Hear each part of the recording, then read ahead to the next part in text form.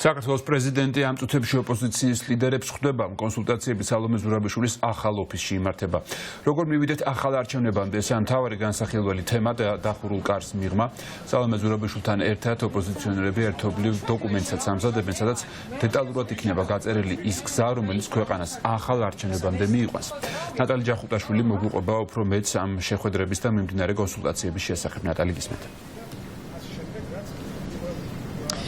დიახ, ოპოზიციური პარტიები უკვე შეიკრიბნენ საქართველოს პრეზიდენტთან და ისინი სწორედ ამ წუთებში მართავენ შეხვედრა სალომე ზურაბიშვილთან. სწორედ ახლა დახურულ ფორმატში ისინი მსჯელობენ იმაზე, თუ რა ფორმით უნდა ჩატარდეს ახალი არჩევნები, ამჯერად რა სისტემა უნდა იყოს გამოყენებული, ასევე როგორ უნდა იყოს დაკომპლექტებული ცენტრალური საარჩევნო კომისია და ამ საარჩევნო პროცესში რა როლი უნდა ჰქონდეთ საერთაშორისო პარტნიორებს.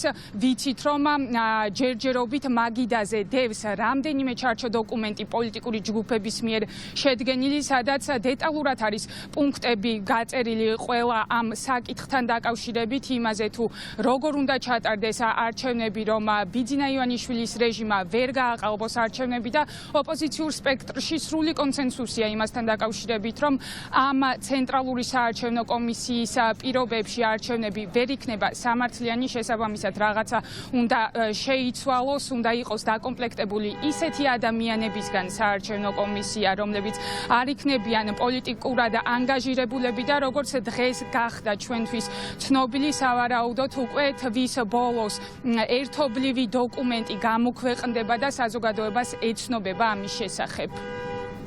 რამოდენიმე ერთს ვერ ვიტყოდი, რამოდენიმე ჩარჩო დოკუმენტი არსებობს, სადაც შინაარსი, ანუ პრინციპის დონეზე არის მსგავსი, უბრალოდ ტექნიკურად როგორ შეიძლება ის განხორციელდეს, ამაზეა საუბარი. ზოგადად ეხლაც ერთ-ერთი ესეთი შეხვედრა იქნება, სადაც მოხდება აზრთა გაცვლა-გამოცვლა და პრინციპების დონეზე შეთანხმების გამყარება.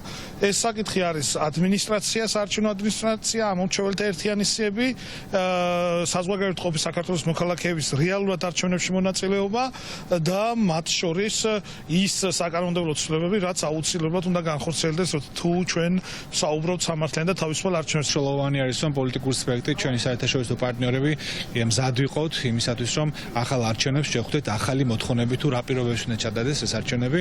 ამიტომ მნიშვნელოვანი არის, რომ ამ საარჩევნო ადმინისტრაციის პირობებში, რომელმაც გააყალბა არჩევნები, აზრი არ აქვს, არც საარჩევნო კოდექსით არჩევნების ჩატარებას. ეს არის გაგრძელება იმ ფორმატების, რომელიც იყო პრეზიდენტთან, გულისხმობს საარჩევნო რეფორმაზე მუშაობის ჯგუფი, როგორც პოლიტიკური პარტიების არასამთავრობო ორგანიზაციები, მასთან შეთანხმებულად ვმუშაობთ საარჩევნო კოდექსში, ან მომავალ ცვლილებებზე და ასევე იმ პროცედურებზე, როგორ უნდა ჩატარდეს ახალი არჩევნები. საზოგადოებას ახსოვს, სანამ პრეზიდენტი ზურაბიშვილი დატოვებდა ორბელიანების რეზიდენციას, მან განაცხადა, რომ ერთ-ერთი პირველი დღის წესრიგში იქნებოდა საარჩევნო ჯგუფის ფორმირება, სამუშაო ჯგუფის, რომელიც იქნებოდა დაკომპლექტებული ოპოზიციური პარტიებისა და არასამთავრობო ორგანიზაციების წარმომადგენლებისაგან და რომელიც შეიმუშავებდა იმ მოდელს, თუ რომლით უნდა ჩატარდეს ხელახალი არჩევნები.